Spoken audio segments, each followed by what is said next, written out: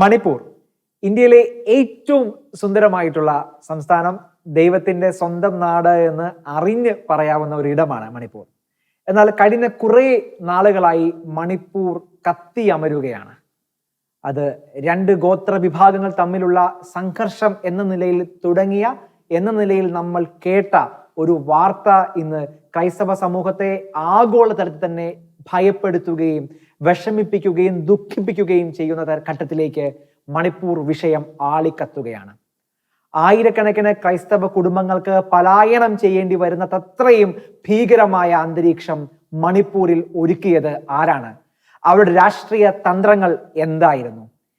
ഈ തന്ത്രങ്ങൾ എന്തുമായിക്കോട്ടെ, പക്ഷേ അങ്ങനെ പ്രതിസന്ധി മണിപ്പൂരിന് ഉണ്ടായപ്പോൾ മണിപ്പൂരിനൊപ്പം ഇന്ത്യ ഒന്നടങ്കം എന്തുകൊണ്ട് നിന്നില്ല?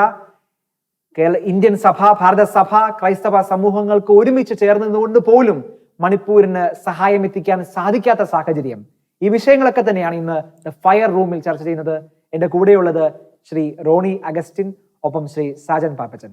മൂന്നു പേർക്കും എല്ലാ പ്രേക്ഷകർക്കും ഫയർ റൂമിലേക്ക് സ്വാഗതം.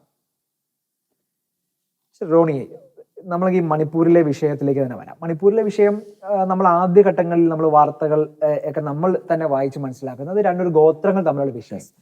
നോർത്ത് ഈസ്റ്റിലെ മാത്രമല്ല, നമ്മുടെ ലോക ചരിത്രത്തിൽ തന്നെ ഗോത്രങ്ങൾ സംഘർഷങ്ങൾ എല്ലാ കാലത്തും ഉണ്ടാകും. പ്രത്യേകിച്ച് ഒരു നോർത്ത് ഈസ്റ്റേൺ ഒരു സംവിധാനങ്ങളിൽ ഗോത്രങ്ങൾ തമ്മിലുള്ള തർക്കങ്ങളൊക്കെ പലപ്പോഴും ഉണ്ടായിട്ടുണ്ട്. പക്ഷെ അങ്ങനെ തുടങ്ങിയ ഒരു സംഘർഷം ഇന്ന് നമ്മൾ കാണുന്നത്, ഇപ്പൊ തന്നെ ജോൺസൺ ദേഗഡിലും ജസ്റ്റിൻ മള്ളിവാതൊക്കെ തന്നെ ഷെക്കനായിൽ തന്നെ ടെലികാസ്റ്റ് ചെയ്ത വീഡിയോകളിൽ അവര് ദൃശ്യങ്ങളൊക്കെ നമുക്ക് നൽകിയ ആ വിഷ്വൽസ് ഒക്കെ നോക്കുമ്പോൾ തന്നെ അതൊരു വലിയ ക്രൈസ്തവ ഉന്മൂലനം, ഒരു എത്നിക് ക്ലെൻസിങ് എന്ന് പോലും വ്യാഖ്യാനിക്കപ്പെടാൻ പറ്റുന്ന, അങ്ങനെ നമുക്ക് ആരോപിക്കപ്പെടാൻ പറ്റുന്ന വലിയൊരു പ്രശ്നം അവിടെ ഉണ്ടാകുന്നു. അത് പള്ളികൾ ഇല്ലാതാകുന്നു, സന്യസ്തരെ ആക്രമിക്കുന്നു, ബലാത്സംഗങ്ങൾ നടക്കുന്നു. നമ്മളൊക്കെ പണ്ട് കേട്ടിട്ടുള്ള പോലെയുള്ള ചില പണ്ട് ഇന്ത്യയിലെ ചില റെയറസ്റ്റ് ഓഫ് ദ റെയറസ്റ്റ് കേസുകളിൽ മാത്രം സംഭവിക്കുന്ന രീതിയിലുള്ള ഉന്മൂലനത്തിലേക്ക് മണിപ്പൂർ പോകുന്നു. അതിനെ നമ്മൾ ആശങ്കയോടെ തന്നെ കാണേണ്ട കാര്യമല്ലേ? തീർച്ചയായിട്ടും വളരെ ആശങ്കയോടുകൂടെ കാണേണ്ട ഒരു കാര്യമാണ്. പക്ഷേ അതൊരു നമ്മുടെ പൊതുസമൂഹം അതൊന്നും ആ രീതിയിൽ എടുത്തിട്ടില്ല. ഇത് ഏതൊക്കെയോ ഒരു മതവിഭാഗത്തിന്റെ ഒരു വിഷയം, പ്രത്യേകിച്ചും ക്രൈസ്തവരുടെ മേലെയുള്ള ഒരു വിഷയങ്ങളാണെങ്കിൽ ആർക്കും ഒരു വിഷയമില്ലാത്ത ഒരു സമൂഹത്തിലാണ് നമ്മളിപ്പോൾ ജീവിക്കുന്നത്. പക്ഷെ അതിനകത്ത് കുറേയധികം അജണ്ടകളുണ്ട് എന്ന് എനിക്ക് തോന്നുന്നുണ്ട്. കേന്ദ്ര സർക്കാർ ആയാലും അവിടുത്തെ സ്റ്റേറ്റ് ഗവൺമെന്റ് ആയാലും ഒക്കെ തീർത്തും പരാജയപ്പെട്ടിട്ടുള്ള ഒരു സംവിധാനമായിട്ട് എനിക്ക് തോന്നുന്നുണ്ട്. അതിനകത്ത് അതിനോടൊപ്പം തന്നെ കൂടി ആലോചിക്കണം, നമ്മൾ മുന്നോട്ടും ചർച്ച ചെയ്യേണ്ട ഒരു വിഷയം കൂടിയാണ്. ഇത്തരം ഒരു സാഹചര്യം കേരളത്തിലായിരുന്നു എങ്കിൽ എന്നുള്ളതും നമ്മൾ മുന്നോട്ട് ചർച്ച ചെയ്യേണ്ടതാണ്. പക്ഷെ ഇതിൽ മറ്റൊരു കാര്യം കൂടി നമ്മൾ തോന്നേണ്ടത്, എനിക്ക് എൻ്റെ ഒരു ആശങ്കയും കൂടിയാണ് ഞാൻ പറയുന്നത്. ഇപ്പൊ കേരളത്തിലെ കേന്ദ്ര സർക്കാർ അല്ലെങ്കിൽ ഒരു BJP ഒരു മെമ്പർ, പാർലമെന്റ് മെമ്പറെയൊക്കെ കിട്ടാൻ വേണ്ടിയിട്ടും BJPക്ക് ഒരു കടന്നു കയറാനൊക്കെ ഒരു സാധ്യതകൾക്ക് വേണ്ടി അരമനകൾ തോറും അല്ലെങ്കിൽ വളരെയധികം പ്രഖ്യാപനങ്ങളും ആശയ വിനിമയങ്ങളൊക്കെ നടത്തുന്നുണ്ട്. പക്ഷെ അത് ഉപയോഗിച്ചുകൊണ്ട് എന്തുകൊണ്ട് ഈ മണിപ്പൂർ വിഷയത്തിനെ നമുക്ക് അത് സമാധാനത്തിലേക്ക് കൊണ്ടുവരാനോ കേന്ദ്ര സർക്കാരിനെ പ്രഷറൈസ് ചെയ്യാൻ നമ്മുടെ സഭയ്ക്ക് സാധിക്കുന്നില്ല എന്നുള്ളൊരു ആശങ്ക എനിക്കുണ്ട്. തീർച്ചയായും അതും പറയാതെ പറ്റില്ല. കാരണം ഇത്രയും 2 മാസത്തോളമായിട്ടും ഇനിയിപ്പോ നമ്മള് മെഴുകുതിരി കത്തിച്ചുള്ള പ്രതിഷേധങ്ങളൊക്കെ നടത്തുന്നു. ഇതുകൊണ്ടൊക്കെ മതിയോ? പ്രാർത്ഥനകൾ നമ്മൾ ചൊല്ലി, പ്രാർത്ഥനകൾ വേണം, പ്രതിഷേധങ്ങൾ വേണം, മെഴുകുതിരി കത്തിച്ചുള്ള പ്രതിഷേധങ്ങൾ വേണം. പക്ഷെ അതിലുപരി നയതന്ത്രപരമായ ചില കാര്യങ്ങൾ നീക്കേണ്ടതല്ലേ? അതെ, നീക്കേണ്ടതല്ലേ എന്ന് മാത്രമല്ല, ഇപ്പൊ സർവകക്ഷി യോഗങ്ങൾ നടക്കുന്നുണ്ട്. പക്ഷെ ഇത് ആഴ്ചകളും മാസങ്ങളും പിന്നിട്ടൊരു വിഷയമാണ്. ഇത്രയും വൈകിട്ട് പോലും ഇതിനകത്തൊരു ഔദ്യോഗികമായിട്ട് ഗവൺമെന്റിന്റെ ഒരു അഭിപ്രായം പോലും രൂപവൽക്കരിക്കപ്പെടുന്നില്ല എന്ന് പറയുന്നത് അല്ലേ, അതൊരു വളരെ നിർഭാഗ്യകരമായ ഒരു കാര്യം. കൃത്യമായിട്ട് പറഞ്ഞാൽ ജനാധിപത്യത്തിലേക്ക് ഫാസിസത്തിന്റെ കടന്നുകയറ്റത്തിന്റെ മറ്റൊരു മുഖം, അങ്ങനെ എന്നെ ഡിഫൈൻ ചെയ്യാനാണ് എനിക്കിഷ്ടം. കഴിഞ്ഞ കുറേ നാളുകളിൽ ഇന്ത്യ പലതരത്തിലുള്ള സമരങ്ങൾ കണ്ടു. JNU സ്ട്രൈക്ക് കണ്ടു, കർഷക സമരം കണ്ടു, NRCക്കെതിരെയുള്ള സമരങ്ങൾ കണ്ടു. ഇതിനെയെല്ലാം ഒരു സിസ്റ്റം എങ്ങനെയാണ് നേരിട്ടതെന്നും നമ്മൾ കണ്ടു.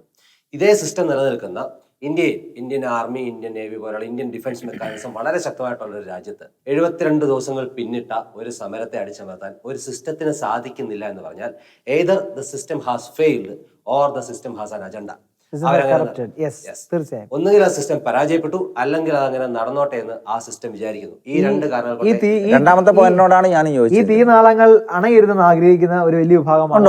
അതിന്റെ പുറകിൽ എന്തോ രാഷ്ട്രീയമാണ്, അത് കൃത്യമായ രാഷ്ട്രീയമാണ്, അത് വോട്ട് രാഷ്ട്രീയമാണ്, അത് ഉന്മൂലന രാഷ്ട്രീയമാണെന്ന് തന്നെ പറയേണ്ടിയിരിക്കുന്നു അല്ലെ? ഒറ്റ രാത്രി കൊണ്ട് പോക്സോ കേസ് ഉൾപ്പെടെയുള്ള ആരോപണങ്ങൾ നേരിട്ടുകൊണ്ടിരുന്ന ബ്രിജ്ഭൂഷണെതിരെയുള്ള സമരത്തെ, ഇന്ത്യയുടെ കായിക താരങ്ങളെ നേരിട്ടുകൊണ്ടിരുന്ന സമരത്തെ ഒരർദ്ധരാത്രിയിൽ നടത്തിയ ചർച്ച കൊണ്ട് ഇല്ലാതാക്കാൻ സാധിച്ച ഒരു രാജ്യത്താണ് നമ്മൾ ജീവിക്കുന്നത് എന്നുള്ളത്.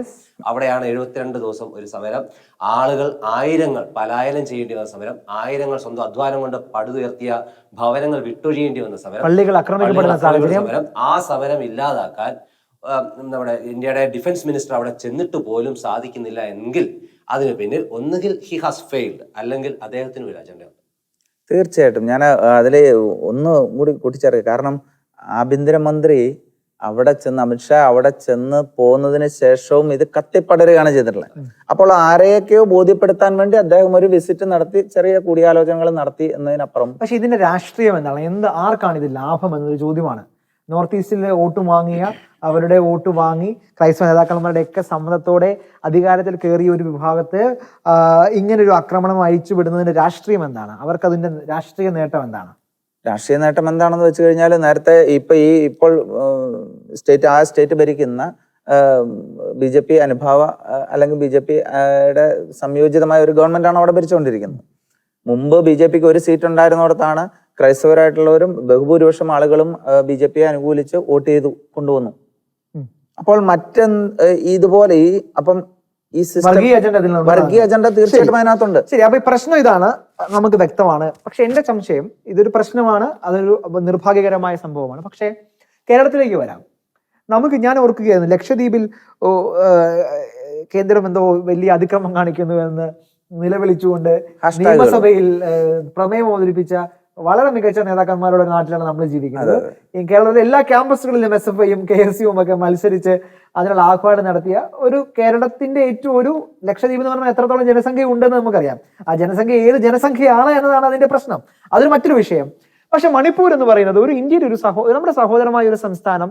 ആ സംസ്ഥാനം ഇത്രയും ദിവസം കത്തി അമർന്നിട്ട് നമ്മുടെ നേതാക്കന്മാർ ആരും അതിനെക്കുറിച്ച് പ്രതികരിക്കുന്നില്ല, അല്ലെങ്കിൽ ഒരു പ്രതിഷേധ സ്വരം നമ്മൾ കേൾക്കുന്നില്ല എന്നത് വളരെ നിർഭാഗ്യമാണ്. ഡീൻ കുര്യാക്കോസ് ഹൈബി ഇടുന്ന അവിടെ പോവുകയും ഷെക്കേന TV ഉൾപ്പെടെ നമ്മുടെ ചാനലിലൊക്കെ അത് കൃത്യമായി വീഡിയോ ഡോക്യുമെന്റ് ചെയ്യുകയും ഇന്റർവ്യൂ ഒക്കെ ചെയ്തു. അതൊക്കെ ശരിയാണ്, ഒറ്റപ്പെട്ടത്. പക്ഷെ ഒരു പാർട്ടികൾക്ക് ഇതിന് അഭിപ്രായങ്ങളില്ല.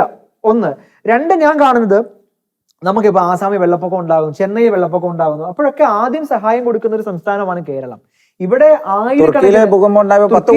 തുർക്കിയിൽ ഭൂകമ്പം ഉണ്ടായപ്പോൾ ഒരു ഇന്ത്യയിലെ ഒരു സംസ്ഥാനം 10 കോടി കൊടുത്ത വിചിത്രമായ അത് തന്നെ വിഡ്ഢിത്തരങ്ങൾ നടക്കുന്ന നാട്ടിൽ നിന്നാണ് നമ്മൾ സംസാരിക്കുന്നത്. അത് മറ്റൊരു വിഷയം.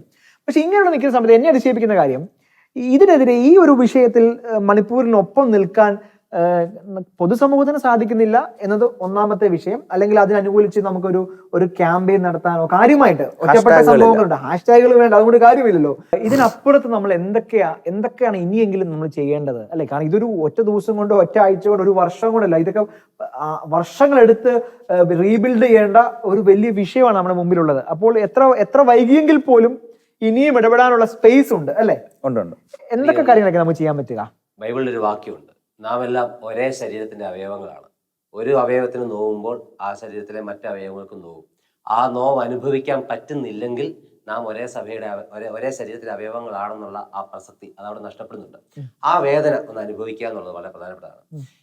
ഇവിടെ സംഭവിച്ചു പോയ ഒരു കാര്യം എനിക്ക് തോന്നുന്നത്, ഈ തുടക്കത്തിൽ ക്രിസ്ത്യാനിറ്റി നമ്മുടെ പ്രത്യേകിച്ച് കേരളത്തിലെ സഭകൾ അവിടെ നേരിടുന്ന ക്രിസ്ത്യാനികൾ എന്ന് പറയുന്ന ആ ഗ്രൂപ്പിനെ മറ്റൊരു തരം ഗ്രൂപ്പായിട്ട് കണ്ടു. അതുവരെ പെന്തക്കോസ്ത് ഗ്രൂപ്പായിട്ടോ അല്ലെങ്കിൽ അങ്ങനെ ഒരു ഗ്രൂപ്പായിട്ട് കണ്ടിട്ട് അതിൽ നിന്ന് മനഃപൂർവ്വമായ ഒരു മൗനം, ഒരു അകലം പാലിച്ചിരുന്നു. കാത്തലിക്സ് അല്ല, ക്രിസ്ത്യൻ ആണ്.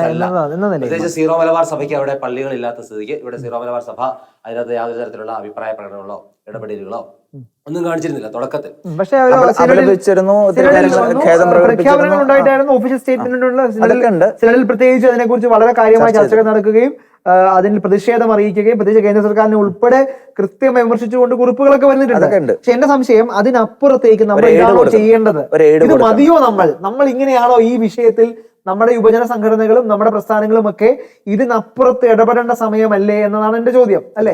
തീർച്ചയായിട്ടും അത് ഇടപെടേണ്ട കാര്യം തന്നെയുണ്ട്. കാരണം അതിനപ്പുറത്ത് വേറൊന്നും പറയാനില്ല, ഒരു വാക്കുപോലും കൂട്ടിച്ചേർക്കാനില്ല. അവരെ സഹായിക്കേണ്ട, അവർക്ക് ഒപ്പം നിന്ന് പിന്തുണ കൊടുക്കേണ്ടത്, അവർക്ക് നശിച്ചുപോയ പള്ളികൾ പുനഃസ്ഥാപിക്കുന്നതിന്, അല്ലെങ്കിൽ അവിടെ നശിച്ചുപോയ കുടുംബങ്ങളുണ്ട്, അനാഥരായപ്പെട്ട. കാരണം ചില വീഡിയോസിലൊക്കെ കത്തിക്കരിഞ്ഞ മൃതശരീരങ്ങൾ തെരുവിലൊക്കെ വെറുതെ കിടക്കുകയാണ്.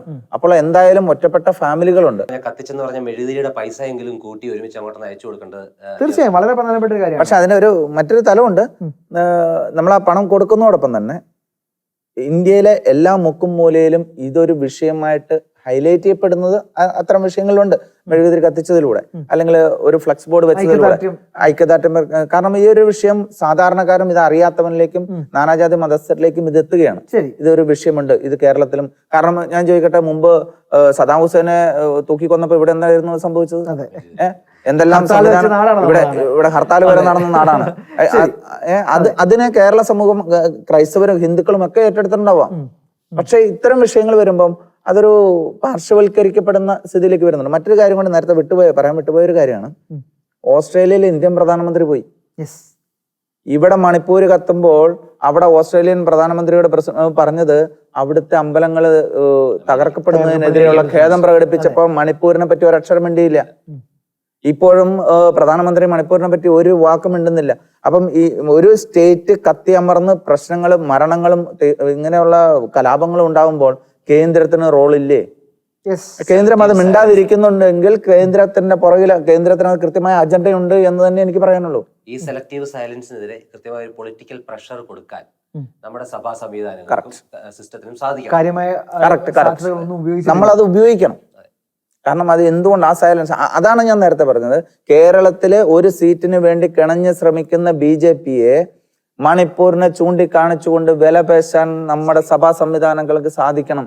ഇല്ലെങ്കിൽ നാളെ കേരളത്തിലും ഇതുപോലെയുള്ള വിഷയങ്ങൾ വരുമ്പോൾ നമ്മൾ പിന്തുണച്ച് തോളത്ത്, അല്ലെങ്കിൽ സ്വാഭാവികമായിട്ടും കുറേയധികം ക്രിസ്ത്യാനികള് ഇപ്പോൾ ക്രൈസ്തവ യൂത്തൊക്കെ കുറച്ചൊക്കെ ആ BJP ആശയങ്ങളോട് ചേർന്ന് പോകുന്നുണ്ട്.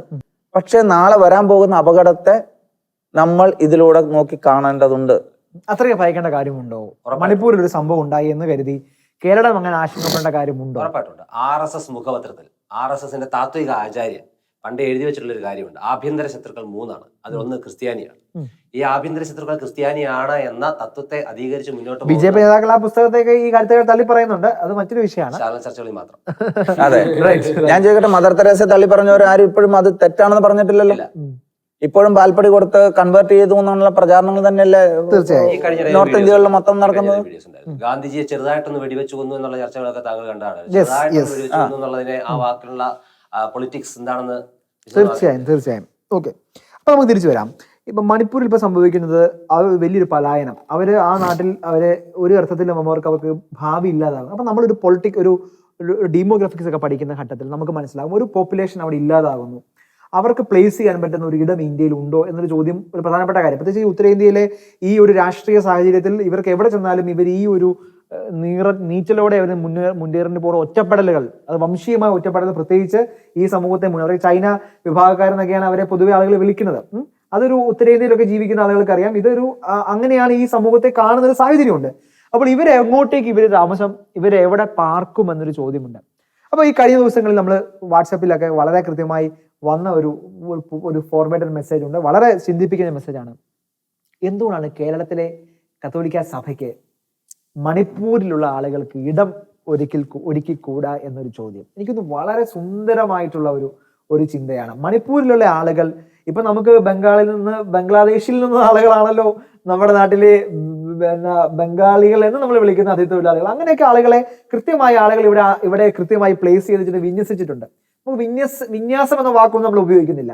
പക്ഷേ മണിപ്പൂരിലുള്ള നമ്മുടെ സഹോദരങ്ങൾക്ക് കേരളത്തിൽ അവർക്കൊരു സാധ്യതയുണ്ടോ? ജോലി കൊടുക്കാനുള്ള ഇടമുണ്ടോ? വിദ്യാഭ്യാസം കൊടുക്കാൻ നമ്മുടെ സഭയ്ക്ക് സാധിക്കുമോ? നമ്മുടെ സംവിധാനങ്ങൾക്ക് സാധിക്കുമോ? അവരെ എന്നിട്ട് അങ്ങനെ ഒരു സമൂഹത്തെ ഇവിടെ നമുക്ക് എന്തുകൊണ്ട് ഒരുക്കിക്കൂടാ? ഈ നാട്ടിലെ ഇടങ്ങളിൽ അവരെ എങ്ങനെ നമുക്ക് വളർത്തിയെടുത്തുകൂടാ? അത് സാധ്യമാണ് എന്ന് തോന്നുന്നു. 2 തലമുണ്ട് അതിനകത്ത്. ഒന്ന്, അതിനൊരു സാധ്യത നമ്മളത് തുറന്നു കൊടുക്കേണ്ടതുണ്ട്. കാരണം നമുക്ക് സഭയ്ക്ക് ഒത്തിരിയധികം വിദ്യാഭ്യാസ സ്ഥാപനങ്ങളുണ്ട്, ഒത്തിരിയധികം സ്ഥാപനങ്ങളുണ്ട്. ഓരോ വിദ്യാഭ്യാസ സ്ഥാപനങ്ങളിലും 2 പേരെയെങ്കിലും വെച്ച് അക്കോമഡേറ്റ് ചെയ്യാവുന്ന ഒരു സിസ്റ്റത്തിലേക്ക് സഭ ചിന്തിച്ചാൽ സാധിക്കും. പക്ഷെ മറ്റൊരു തലം എന്നുള്ളത് ഒരു ഗോത്ര വിഭാഗക്കാരാണ്. ആ ഗോത്ര വിഭാഗക്കാർ അവരുടെ ആ ഒരു ഇത് പരിസ്ഥിതിയിൽ നിന്ന് പക്ഷെ വിട്ടുപോയി. മണിപ്പൂരിലുള്ള ആളുകൾ ബാംഗ്ലൂർ സുഖമായി ജീവിക്കുന്നുണ്ട്. അവിടുത്തെ സ്ഥാപനങ്ങളൊക്കെ അവരാണ്. അവര് കേരളത്തിലെ ഹോട്ടലുകളിൽ മണിപ്പൂർ ആളുകൾ വരുന്നുണ്ട്, അവരൊക്കെ ജീവിക്കുന്നില്ലേ? അത് ഇംഫാൽ എന്ന് പറയുന്ന മണിപ്പൂരിന്റെ തലസ്ഥാനത്ത് നിന്നുള്ള എഡ്യൂക്കേറ്റഡ് യൂത്ത് ആണ്. ഈ പറഞ്ഞ കുക്കി വിഭാഗത്തിലോ മേത്തി വിഭാഗത്തിലോ പെട്ട ആ ഗോത്ര സംസ്കാരത്തിൽ ജീവിക്കുന്ന ആളുകളുടെ കാര്യമല്ല. അവരെ അവരുടെ ഹാബിറ്റാറ്റിൽ നിന്നും മാറ്റി പുനരധിവസിപ്പിക്കുമ്പോൾ 1-2 പ്രശ്നമുണ്ട്. ഒന്നത്. രണ്ട്, വേറൊരു കാര്യം കൂടെ ഞാൻ പറഞ്ഞോട്ടെ. ഇപ്പൊ കേരളത്തില് ജോലി കിട്ടാതെ വിവാഹം കഴിക്കാതെ നിൽക്കുന്ന ഒരുപറ്റ യുവാക്കളുണ്ട്. അവരെ ആദ്യം സഭയുടെ സ്ഥാപനങ്ങളിൽ കൊണ്ട് ഇരുത്തിയിട്ട് വേണേ അവിടെ. അതെ, തീർച്ചയായും. അപ്പം അങ്ങനെ ഒരു പ്രശ്നം കൂടെ അതിനകത്തുണ്ട്. അപ്പൊ ഓൾറെഡി പ്രതിസന്ധിയിലായ ഒരു സമൂഹം ഇവിടെ ഉള്ളപ്പോൾ ജോലി കൊടുക്കാനുള്ള ഓപ്പർച്യൂണിറ്റികൾ ഒരു പക്ഷേ ഉണ്ടാകത്തില്ല എന്ന് തന്നെ പറയാം. അതിലും നല്ലത് ആക്ച്വലി ഈ വിഷയത്തെ സമീപിക്കേണ്ടത്. ഞാൻ എന്റെ വീട്ടിൽ ആക്രമിക്കപ്പെടുമ്പോൾ എന്നെ മറ്റൊരു വീട് പണിതിട്ട് അവിടോട്ട് കൊണ്ടുപോകാന്ന് പറയല്ല വേണ്ടത്. അതല്ല ഒരു സിസ്റ്റം വേണ്ടത്. ഒരു രാജ്യം നയിക്കുന്ന, ഒരു സംസ്ഥാനം ഭരിക്കുന്ന ഗവൺമെന്റ് ചെയ്യേണ്ടത് എനിക്ക് ഞാൻ ആയിരിക്കുന്ന ഹാബിറ്റാറ്റിൽ സുഖമായിട്ടും സുരക്ഷിതമായിട്ടും ജീവിക്കാനുള്ള ഇടം ഒരുക്കി കൊടുക്കുക എന്നുള്ളതാണ് തെരഞ്ഞെടുക്കപ്പെട്ട ജനാധിപത്യ ക്രമത്തിൽ തെരഞ്ഞെടുക്കപ്പെട്ട ഒരു സർക്കാർ ചെയ്യേണ്ടത്. അല്ലാതെ നിങ്ങൾ ഇവിടുന്ന് വിട്ടോ ഞാൻ അപ്പുറത്തേക്ക് മാറാം. ഇങ്ങനെ എത്ര പലായനങ്ങൾ നടക്കും. അങ്ങനെ പലായനങ്ങൾ നടന്നാൽ തന്നെ ഏതെങ്കിലും ഒരു സംസ്ഥാനങ്ങൾ അതിനുവേണ്ടി തന്നെ മാറ്റിവെക്കേണ്ടി വരും. പലായനം ചെയ്യപ്പെട്ടവർക്ക് വേണ്ടിയുള്ള സംസ്ഥാനങ്ങളൊക്കെ മാറ്റി വരും. അതല്ല ഒരു തെരഞ്ഞെടുക്കപ്പെട്ട സംവിധാനം ചെയ്യേണ്ടത്.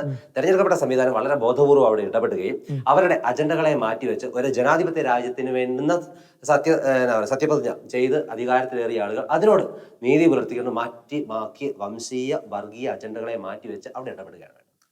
ഒരു നല്ല പോയിന്റ് ആയിട്ട് എനിക്ക് തോന്നുന്നുണ്ട്. കാരണം അത് ഗവൺമെന്റിന് അത് നിർത്താൻ സാധിക്കുന്നില്ലെങ്കിൽ തീർച്ചയായിട്ടും കേന്ദ്ര സർക്കാരിന്റെ പരാജയമാണ്, സംസ്ഥാന സർക്കാരിന്റെ പരാജയമാണ്. സംസ്ഥാന സർക്കാരുകൾ പരാജയപ്പെട്ടു കഴിഞ്ഞാൽ സമരം കെട്ടടങ്ങി എന്ന് കരുതുക. കെട്ടടങ്ങിയതിന്റെ ഒരു ടെസ്റ്റ് ഡോസ് മാത്രമായിരിക്കും. അടുത്ത തെരഞ്ഞെടുപ്പ് വരുമ്പോൾ, അടുത്ത രാഷ്ട്രീയ ലക്ഷ്യങ്ങൾ വീണ്ടും വരും.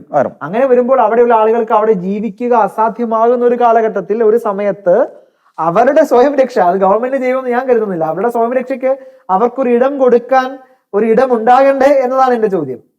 അതുണ്ടായാൽ കേരളത്തിന് നല്ലതാണോ? കേരളത്തിന് കേരളത്തിന് അത് താങ്ങാനുള്ള ശേഷി ഉണ്ടോ എന്നത് മറ്റൊരു ചോദ്യം. ഈ രണ്ട് ചോദ്യങ്ങൾ, ഇപ്പൊ നമ്മുടെ നാട്ടിൽ ജോലിയില്ലെങ്കിൽ അങ്ങ് പറയുന്നവരാണെങ്കിൽ ബംഗാളിൽ നിന്ന് ലക്ഷക്കണക്കിന് ആളുകൾ ഇവിടെ ജോലി ചെയ്യുന്നുണ്ടല്ലോ. നമ്മുടെ ആളുകൾ ജോലി തട്ടിക്കൊണ്ട് പോയതല്ല, നമ്മുടെ ആളുകൾ ജോലി ചെയ്യാൻ മടിയായതുകൊണ്ട് അവർ ആ ജോലിയിലേക്ക് റീപ്ലേസ്ഡ് ആയി എന്ന് മാത്രമേ ഉള്ളൂ. ആ ഒരു ആളുകൾ ഇപ്പോഴും അന്യസംസ്ഥാനത്ത് നിന്ന് എത്രയോ ആളുകൾ വരുന്നു. ഈ അന്യസംസ്ഥാനത്ത് നിന്ന് വരുന്നവരുടെ കൂടെ മണിപ്പൂരിൽ നിന്നും ആളുകൾ വരികയും അവരെ ഇപ്പൊ നമ്മുടെ സ്ഥാപനങ്ങളിലെങ്കിലും ഈ മണിപ്പൂരിൽ നിന്ന് ആളുകൾക്ക് ജോലി കൊടുക്കാനുള്ള ഒരു സംവിധാനങ്ങൾ, എല്ലാത്തരം ജോലികൾ ഉണ്ടല്ലോ, എല്ലാത്തരം. അപ്പോൾ ഈ ഇവരുടെ ഒരു ഗോത്ര സംവിധാനങ്ങളുടെ ഇവരുടെ ഒരു പരിമിതി ഉണ്ട് എന്നതാണ് ഇതിലൊരു പ്രധാനപ്പെട്ട ഒരു പോയിന്റ്. പിന്നെ അങ്ങ് പറയുന്ന പോയിന്റില് മറ്റൊരു വിഭാഗം ആളുകൾ വർഷങ്ങൾക്ക് മുമ്പേ ആ സ്ട്രാറ്റജി ഇവിടെ സ്ട്രാറ്റജി എന്നുള്ള വാക്കൊന്നും ഞാൻ ഉപയോഗിക്കുന്നില്ല. അവരെ സഹായിക്കുക എന്നുള്ളതാണ്. തീർച്ചയായും അവിടെ പ്രശ്നത്തിലായിട്ടുള്ളവർക്ക് കൈത്താങ്ങാകണം. അത് തീർച്ചയായിട്ടും അത് നമുക്ക് ഓരോ രൂപതകൾക്കും ഒരു 50 പേരെയോ 10 പേരെയോ 20 പേരെയോ എങ്കിലും അത് ഒന്ന് അവരെ ഒന്ന് സ്പോൺസർ ചെയ്യാനൊക്കെ പറ്റിയാൽ തന്നെ, അല്ലെങ്കിൽ അവരെ ഒന്ന് സംവിധാനത്തിലേക്ക് ഒന്ന് റീഹാബിലിറ്റേറ്റ് ചെയ്യാൻ പറ്റിയാൽ തന്നെ അത് വലിയ നേട്ടമാകുന്നതാണ് ഞാൻ മനസ്സിലാക്കുക. ആ മനോഭാവത്തിന്റെ പേര് വർഗബോധമെന്നോ വർഗസ്നേഹമെന്നോ ഒക്കെയാണ്. ഇത്തരം മണിപ്പാൽ സംഭവങ്ങൾ അവിടെ നടന്നുകൊണ്ടിരിക്കുമ്പോൾ നമ്മുടെ ഇടവകളിൽ ഇപ്പോൾ നടക്കുന്ന ചർച്ച അടുത്ത പള്ളിപ്പെരുന്നാൾ എങ്ങനെ ആഘോഷിക്കാവുന്നോ, പള്ളിമുറി എത്ര എക്സ്പാൻഡ് ചെയ്യാവുന്നതാണ്. അതിന്റെ അപ്പുറത്തേക്ക് ഒരു തരത്തിലുള്ള ചർച്ചകൾ ആ ഇടവകകളിൽ നടക്കുന്നില്ല എന്നുള്ളതാണ്. എന്റെ ശരീരത്തിലെ ഒരു അവയവം വേദനിക്കുമ്പോൾ എനിക്ക് വേദനിക്കുന്നില്ല എന്നുള്ളതിന്റെ ഒരു അടുത്ത പെരുന്നാൾ എങ്ങനെ ഏറ്റവും മനോഹരമായിട്ട്, അല്ലെങ്കിൽ ഏത് പൊന്നും കുരിശാണ് നമ്മൾ വാങ്ങേണ്ടത്, അടുത്ത പെരുന്നാളിന് എത്ര ലക്ഷം രൂപ വെടിക്കെട്ടിന് വേണ്ടി കൊടുക്കണം, ആരുടെ ഗാനമേളയാണ് വിളിക്കേണ്ടത് തുടങ്ങിയ വലിയ ചർച്ചകളിൽ നമ്മുടെ എല്ലാ തരത്തിലും, സഭയുടെ ഇടവക മാത്രമല്ല എല്ലാ തലങ്ങളിലുമുള്ള നമ്മുടെ സഭയ സംവിധാനങ്ങൾ വിശുദ്ധ കുർബാനയുമായി ബന്ധപ്പെട്ടുള്ള ഇപ്പോൾ നടക്കുന്ന ചർച്ചകളൊക്കെ നമുക്കറിയാം എത്രയോ വേദനിപ്പിക്കുന്ന സംഭവങ്ങളാണ്. അപ്പം ഇങ്ങനെ നമ്മുടെ ഒരു സഹോദരങ്ങൾ അങ്ങ് പറഞ്ഞ പോലെ നമ്മുടെ ശരീരം ഇങ്ങനെ മുറിവേറ്റിരിക്കുന്ന സമയത്തും നമ്മൾ ഇങ്ങനെ നിസ്സാര കാര്യങ്ങളിൽ അടികൂടി വഴക്കുണ്ടാക്കി ഭിന്നിപ്പുകൾ ഉണ്ടാക്കി ആ ഭിന്നിപ്പുകളെ ആഘോഷമാക്കുന്ന ആളുകളുടെ കൂടെ കൂടി അവരുടെ ഫണ്ടും കൈപറ്റി അതിനെ വലിയ സംഭവമായി കാണുന്ന ഒരു സമയത്താണ് നമ്മൾ മണിപ്പൂരിലെ ഈ എരിഞ്ഞടങ്ങുന്ന പള്ളികളെ കുറിച്ചും, അല്ലെങ്കിൽ ആ പള്ളികളിൽ നിന്ന് ഉയരുന്ന മുറിവേൽക്കുന്ന വിശ്വാസികളെ കുറിച്ചും, അവിടെ പീഡിപ്പിക്കപ്പെടുന്ന സന്യസ്തരെ കുറിച്ചും, അല്ലെങ്കിൽ അവിടെ ഒഴിവാക്കപ്പെടുന്ന, ഇല്ലാതാക്കപ്പെടുന്ന, ഉന്മൂലനം ചെയ്യപ്പെടുന്ന ഒരു സമൂഹത്തെ മുഴുവൻ കുറിച്ച് നമ്മൾ ചർച്ച ചെയ്യപ്പെടുന്നത്. പക്ഷെ അതൊരു കാര്യമുണ്ട് കേട്ടോ. നേരത്തെ പറഞ്ഞ ഒരു വർഗബോധം, ആ വർഗബോധം ഞാൻ പറയുകയാണെങ്കിൽ മുസ്ലിം സമുദായത്തിനുണ്ട്. ഞാൻ അവരെ അക്കാര്യത്തിൽ ബഹുമാനിക്കുകയാണ്. കാരണം അവരിൽ ഒരാൾക്ക് ഒരു വീഴ്ച വന്നാൽ അവിടെ കൈത്താങ്ങാൻ ആയിരങ്ങൾ അവിടെ എത്തുന്നുണ്ട്, സഹായിക്കും എന്തൊരു വിഷയം വന്നാലും. പക്ഷെ ആ വർഗ്ഗബോധം നമുക്കില്ല. ക്രൈസ്തവ സമൂഹത്തിലെ മണിപ്പൂർ ഏതാന്ന് ചോദിച്ചാൽ ഇന്ത്യയിലെ ഒരു സംസ്ഥാനമാണ്, ഭൂപടത്തിൽ ഞാൻ വരച്ചു തരാം എന്നൊരു പക്ഷെ പറഞ്ഞേക്കാം. നല്ല മനോഹരമാണ്, നല്ല പ്രകൃതി മനോഹരമായ സ്ഥലമാണ്, നമുക്ക് ടൂർ പോകാൻ കൊള്ളാമെന്നായിരിക്കും ഇപ്പോഴും ഈ 70-ാം ദിവസം പോലും നമ്മുടെ ആളുകൾ പറയുക. അവരോട് മണിപ്പൂരിലെ കലാപത്തെ കുറിച്ചോ അവിടെ ഒഴിവാക്കപ്പെടുന്ന ആളുകളുടെ വേദനയോ ഒന്നും നമ്മൾ പറഞ്ഞാൽ അത് മനസ്സിലാകുമെന്ന് പോലും എനിക്ക് സംശയമുണ്ട്. അതിന്റെ അപകടം എന്താന്ന് വെച്ച് കഴിഞ്ഞാൽ ഈ സംഭവം ബാക്കി വെക്കുന്ന ചില പാഠങ്ങളുണ്ട്. ആ പാഠങ്ങളെ നമുക്ക് ചർച്ച ചെയ്യാതെ പോകുന്നു എന്നുള്ളതാണ്. ഈ മണിപ്പൂർ കേരളത്തിന് എനിക്ക് തോന്നുന്നു ഇന്ത്യയിൽ മൊത്തമായിട്ടും ഈ ഒരു രാജ്യത്തിന് നൽകുന്ന കുറെ പാഠങ്ങളുണ്ട്. ആ പാഠങ്ങൾ പഠിക്കാൻ ഇടയാകാതിരിക്കുന്നുണ്ട് ഇത്തരം ചർച്ചകൾ നടക്കാതിരിക്കുമ്പോൾ എന്നുള്ളതാണ് അതിന്റെ മറ്റൊരു വശം. ഞാൻ അതിന്റെ കൂടെ ഒന്ന് കൂട്ടിച്ചേർക്കട്ടെ. ഇപ്പം ഈ പാഠത്തിന്റെ ഒരു വിഷയം കൂടി ഞാൻ ഒന്ന് കൂട്ടിച്ചേർക്കുകയാണ്. അതായത് ഇത് കേരളത്തിലാണ് ഇങ്ങനെ ഒരു കലാപം ഉണ്ടാവുന്നതെങ്കിൽ, കാരണം ഇന്ത്യയിലെ ഇപ്പോഴത്തെ ഒരു സാഹചര്യം വെച്ചിട്ട് ഒരു കലാപ സാധ്യതകൾ അവിടെ ഇവിടെയൊക്കെ കാണുന്നുണ്ട്. ഒരു കമ്മ്യൂണൽ റൈറ്റ്സിന് ഇവിടെ സാധ്യതകൾ കേരളത്തിലുണ്ടെന്നോ അല്ലെങ്കിൽ ഇന്ത്യയിൽ പലയിടത്തും അതിന് സാധ്യതയുണ്ട്. അപ്പൊ കേരളത്തിലാണ് അങ്ങനെ ഒരു സാഹചര്യം ഉണ്ടെങ്കിൽ കേന്ദ്ര സർക്കാർ ഇതുപോലെ തന്നെ സൈലന്റായി നിൽക്കും, രണ്ടും അടിച്ചു തീർന്നോട്ടെ എന്ന് കരുതും, ഇല്ലേ? ഇതുപോലെ സൈലന്റായ മറ്റനുഭവങ്ങൾ എടുത്തു പറയുകയാണെങ്കിൽ ഗോധ്ര സൈലന്റ് ആയിരുന്നു. വളരെ സൈലന്റായി നിന്ന ഭരണാധികാരികൾ ആ കാലഘട്ടത്തിൽ ഉണ്ടായിരുന്നു. ഇടപെടാതിരുന്ന അവസരങ്ങളൊക്കെ ഉണ്ടായിരുന്നു.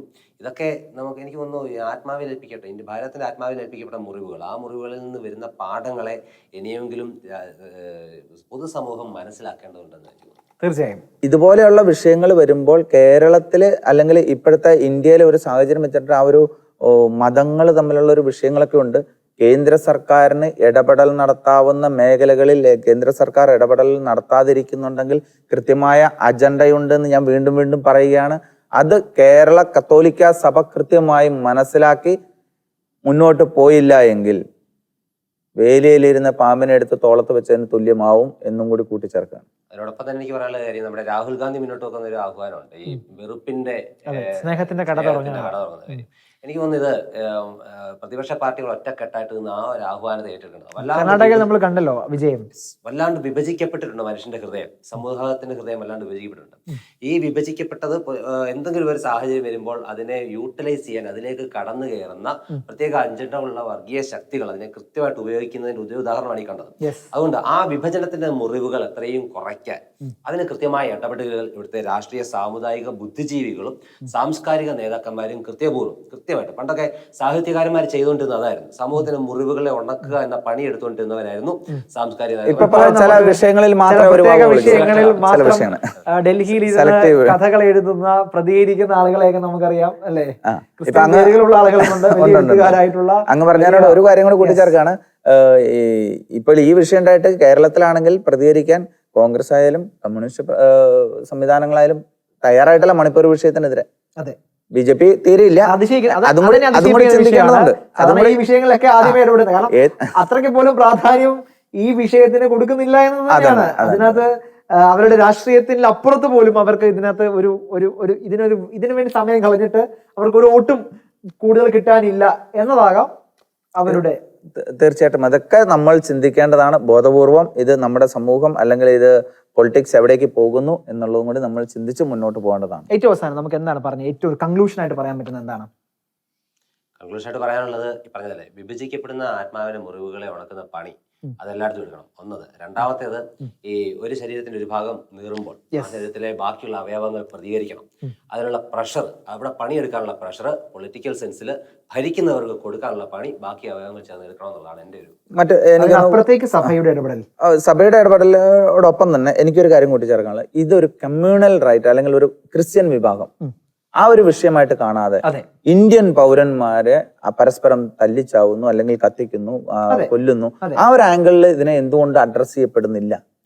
തീർച്ചയായും ഇന്ത്യയുടെ നമ്മുടെ സഹോദര സംസ്ഥാനമായിട്ടുള്ള മണിപ്പൂർ ഇങ്ങനെ വെന്ത് നീറുമ്പോൾ നമുക്ക് എങ്ങനെയാണ് വളരെ സ്വച്ഛമായി വളരെ സന്തോഷത്തോടെ ടെൻഷനുകളൊന്നുമില്ലാതെ നമ്മുടെ വീടുകളിൽ, നമ്മുടെ പള്ളികളിൽ, നമ്മുടെ രൂപതകളിൽ, നമ്മുടെ സഭയുടെ ആസ്ഥാനങ്ങളിൽ ഇങ്ങനെ ഇരുന്ന് സുഖത്തോടെ സന്തോഷത്തോടെ ജീവിക്കാൻ കഴിയുന്നത്? ഒരു സമൂഹം അവിടെ ഉന്മൂലനം ചെയ്യപ്പെടുന്ന ഘട്ടങ്ങളിൽ പോലും നമ്മൾ ചർച്ച ചെയ്യുന്ന അടുത്ത പള്ളിപ്പെരുന്നാളിന് എങ്ങനെ കൂടുതൽ കളറാക്കാം എന്ന നിലയിൽ നമ്മൾ അധപതിച്ചു പോകുമ്പോൾ ഇത് കർത്താവായ ഈശോ മിശിഹായുടെ നെഞ്ചിലുണ്ടാക്കുന്ന മുറിവിനെ കുറിച്ചെങ്കിലും നമ്മൾ കാണണം, നമ്മൾ കേൾക്കണം. മണിപ്പൂർ ധാരാളം സഹായം ആവശ്യപ്പെടുന്നുണ്ട്. അവിടുത്തെ സമൂഹത്തെ വീണ്ടും റീബിൽഡ് ചെയ്യാൻ നമുക്ക് സാധിക്കണം. അതിന്റെ കൈത്താങ്ങാകാൻ കേരളത്തിലെ കത്തോലിക്ക സഭയ്ക്ക് സാധിക്കണം. കത്തോലിക്ക സഭയ്ക്ക് അപ്പുറത്ത് കേരളത്തിലെ രാഷ്ട്രീയ ഭേദമന്യേ എല്ലാ രാഷ്ട്രീയ പ്രസ്ഥാനങ്ങളും ഒരുമിച്ച് ചേർന്ന് നമ്മുടെ സഹോദരങ്ങളായ മണിപ്പൂരിനെ ചേർത്ത് പിടിക്കണം, രാഷ്ട്രീയങ്ങൾക്കും മതചിന്തകൾക്കും അപ്പുറത്ത്. ഇത് മാത്രമാണ് ദ ഫയർ റൂമിൽ ചർച്ച ചെയ്തത്. ഈ ചർച്ചയിൽ, ഈ സംവാദത്തിൽ ഞങ്ങളുടെ കൂടെ ചേർന്ന എല്ലാ പ്രേക്ഷകർക്കും നന്ദി. ഫയർ റൂം ഇവിടെ അവസാനിക്കുന്നു.